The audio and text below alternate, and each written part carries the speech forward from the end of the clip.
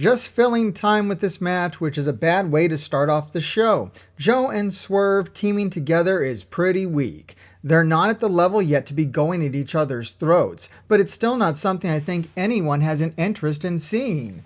I don't know what show you're watching. Everyone is clearly invested in the Samoa Joe Swerve Strickland feud. The crowd was so here for this match. I have no idea how this could possibly be the lowest rated match on Cage Match in terms of this show. I really like the opening of this segment, the new set. There are some really cool shots that they're using now with the new set where there's like a doubling effect going on. I thought that was really cool. I thought it was amazing how good Swerve looked at the end of this match, how much they did to reestablish him as a credible threat to Samoa Joe. The amount of offense he got in, the uniqueness of the offense he got in, Swerve shows here that he could be one of the best world champions that AEW has ever had. Swerve looks amazing in this match. The crowd supported him, and this match is more than just this match. It's everything leading up to it. The promo leading up to it, the story around it. I thought this was a masterful way to open this brand new arc of AEW. I think AEW's been really knocking it out of the park with their first episodes. The middle bits, maybe there's a little something to be left desired, especially in the last couple of months. We started off really strong with the Undisputed Kingdom. I'm really curious if they're going to be able to keep the momentum going. Yes, I agree that having Matt Taven. And I'm Matt Taven! And the other guy. What an idiot! Lose this match and get squashed. Just get demolished. It's Matt Bennett, by the way. Just get demolished, by the way, is horrible. It does just diminish them as champions. Also, why not just put the belts on Swerve and Joe? I don't understand why we have so many non-title matches on this Dynamite. Like, we're just afraid to commit to doing title changes on TV. I think title changes on TV are really fun. They're unexpected. Nobody sees it coming. If it's a non-title match, you kind of know where it's going. Oh, we gotta talk about this. So Okada is all elite and Okada is heel. And that is insane. I never saw that coming. This was an amazing reveal, an amazing angle that's playing out here. Once again, I love the set. I love the new Dynamite set, and I love that the set has jokes. I like that the Cody Vader is built right in. The Young Bucks come up in the Cody Vader. They come out into the ring and they start firing everybody. They fire Hangman Page from the Elite. They fire Kenny Omega from the Elite. And Eddie Kingston comes out. He's had enough of this shit. And he is going to tell them off. And he throws money at him. He says, go ahead and find me. I'm going to tell you how it is. And Okada comes out. He comes out in a suit. And I'm already thinking, like, why is Okada in a suit? And he's in a suit because he is with the EVPs. He is now a part of the Elite, and the Elite is now a heel faction inside of AEW. It consists of the Young Bucks and Okada, and man, this is wild. Like, what does this mean? Okay, we've got Ospreay in AEW, and it seems like he's face. Like, I know he's with Don Callis right now, but that's not going to last long. We know that Ospreay is just so over with the audience. How could he not be? He's going to be the face of the company for sure, for years. He is going to be like their flagship wrestler. Like, just mark my words. Kenny Omega, he's out. Who knows for how long? If Kenny Omega comes back, you're not going to make this guy heel again. Like, Omega's going to be face, like, for life. I hope the goodwill that he should have on him at this point, we'll just be thankful to have him back in the ring. He's going to be a face. You got Jay White. We're talking about all the major players from New Japan Pro Wrestling for like the last 10 years or whatever are now in AEW, and now we're the major players in AEW. You got Jay White in here. I could see Jay White joining up with the EVPs with the Elite angle, absolutely. And then what? Are we actually going to get Jay White and Okada together on the same side? I mean, if you know anything about New Japan Pro Wrestling, that's like the impossible, and it might come true. At the end of that arc, Jay White and Okada had this amazing arc. So did Okada and Omega. And we're totally setting up for another Okada versus Omega, which is like a whole other thing that I need to talk about at some point. The amount of people that have never watched Omega and Okada, those 3 matches, and still call themselves professional wrestling fans blows my mind. So that's a thing that can go on. But yeah, like I was saying, Jay White and Okada teaming up together, this is like unthinkable. They had such an amazing arc in New Japan Pro Wrestling, and now to see them potentially aligned in AEW is really, really interesting. I think this was a super smart way to go with Okada, way smarter than bringing him in as a face and just accepting and just thinking that everyone is going to accept that. Not probably most American, fans have not seen Okada, do not understand. We've seen a few matches in AEW. The guy is good. He's usually working so hard to put his opponent over that maybe you don't really see how good Okada is. That's easy to do. But I think bringing him in as a heel is fantastic. Now you don't need anyone to get behind him. Now you can show how great he is as a wrestler, and you put a really powerful heel into AEW for us to, have some fun with. So this is great. I love the EVP angle. I think it's only getting better, and it's just going to keep getting better as time goes on. Welcome to Ospreayism, folks. What makes Will such a frustrating wrestler at times is because he seems to burn so much of what makes him so special in a matter of seconds. I get Will and Kyle are IRL friends, but man, he gave him so much in this match in a situation where it just didn't feel earned to me. The biggest problem with Ospreayism is just how he lays out his matches. There's a level of uncohesiveness. It may be unbelievably impressive, and it may get Will high marks from many, but it's not enough for my taste. A lot of people saying that this resembled the Takeshita match. Well, get ready to be saying that for the next few years. And man, it seems like a lot of people have a problem with these high-level, amazing wrestlers giving it their all every time they go out. It seems like they would almost prefer that they be less impressive than they are to, I don't know, I guess they feel like since they can't reach a higher level, which they all can. They all can. You think this was a good Ospreay match? I mean, this wasn't as good as the Takeshita match. Takeshita match was way better than this. But he did what he does. He did all his shit. And that's what I think is great about it. I think it's great that these guys come out and do all their shit when they come out.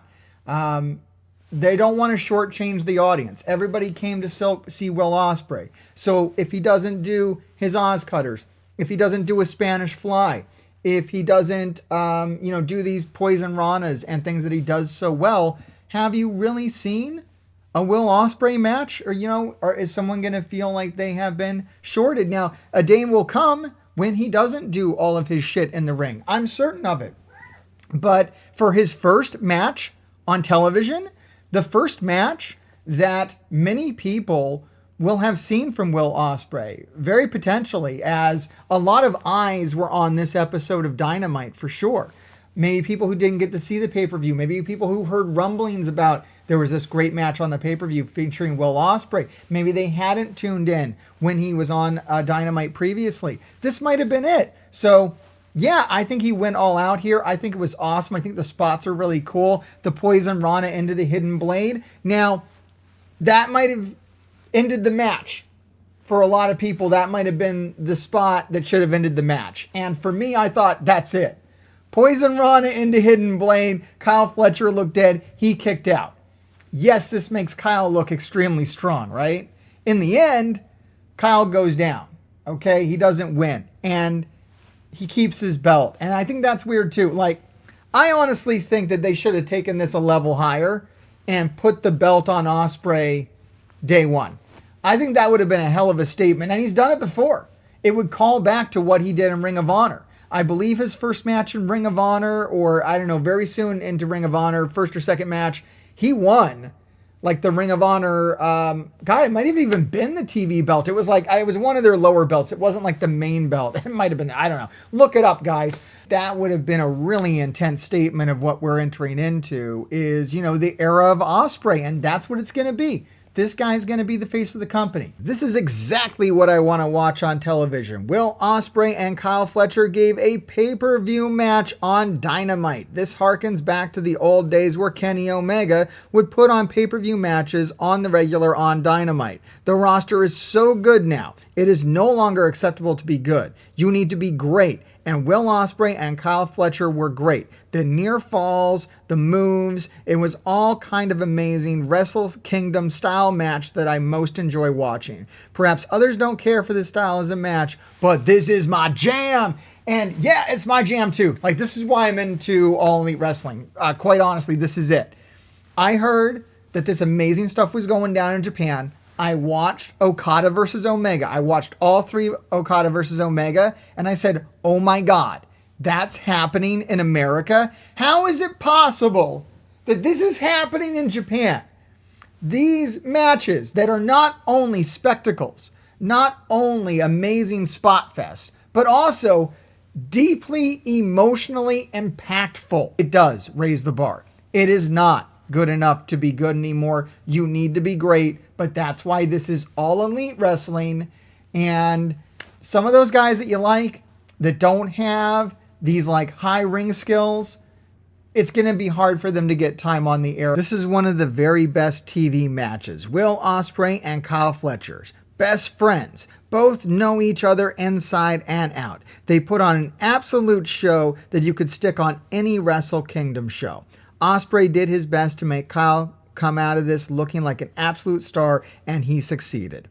Will, maybe a bit to his discredit, played all of his hits, which I guess as he gets more accustomed to TV wrestling, he'll realize he doesn't need to do that always. However, the near falls were great. Kyle countered a lot of Will's stuff, forcing him to find different answers, and the finish of the match was perfect. That's one of the cool things about this match, were all the counters. All the counters and the counters to the counters and the counters of the counters.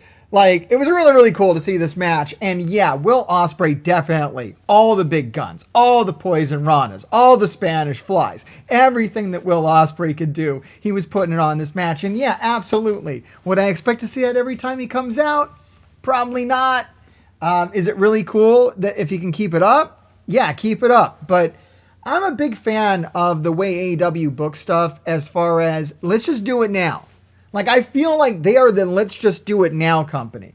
WWE feels like let's build this for 6 years and then maybe not even do the match. And I hate that. I absolutely hate that because in wrestling, you never know when someone's going to get injured, retired, fired, blow out, have a problem, not be able to make it up to the match, not be able to finish the angle. It's crazy how many times that happens. So it's cool. Just do all the matches. Have Ospreay go through the entire roster right now while he's active, while he's healthy, because you never know what's going to happen in professional wrestling or anywhere. So let's live for the now. Let's put pay-per-view matches on TV. Let's have a good time. Let's sell out arenas. I'm not worried about AEW not being able to top itself. When the fuck hasn't AEW been able to top itself? When it comes to the pay-per-view, it's always a bigger show than Dynamite, and Dynamite is always bigger right after the pay-per-view. And they just keep escalating. And there's no fucking problem with it because we haven't hit a ceiling. There's no goddamn ceiling to hit, guys. It's All Elite Wrestling, and everybody's fucking amazing. I gotta give this one a 6. Man, you could go to a 7, or you could even go down to a 5. Look, the match honestly had a very slow start. If you watch the match again, you're gonna notice that it starts off pretty slow. There's a lot of chops. There's a lot of resting. But then in the back half of this thing, it takes off and it's got all gas, no brakes, right? The last half of this is pay-per-view quality for sure. So we are definitely above a 5. We are into 6 territory. Do we hit a 7? No, I don't think there's any. I mean, and everyone's talking about how much Will Ospreay does here and that it's too much or any of that kind of shit. It's like, guys, you haven't even begun to scratch the surface of Will Ospreay. If you've really done your homework and you've really watched all of Ospreay's matches, then you know that he has more to offer still. these were his like signature spots. He did all of his signature spots, but that doesn't mean he doesn't have more to give than that. So I don't know. I think this is going to be an awesome era of AEW. This episode really got me excited for what comes next with this stacked roster. We are entering an era of the best roster that AEW has ever had. And AEW has consistently had the best roster every single year that it's been in existence. So the fact that we're still topping that is goddamn absurd. So I'm really looking forward to that and seeing what they do with all of these amazing players that they have on the show.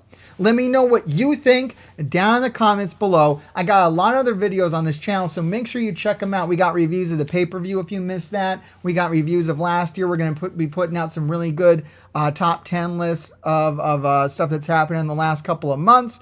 So make sure you check that out. And grave diggers, keep digging.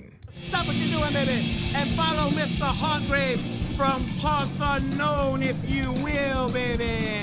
I've seen the demon's face. Mark joined one half of private party, say what up to the grave diggers, and keep doing your thing. On my knees in praise of the horrible things that took her away. Watch another video or the test.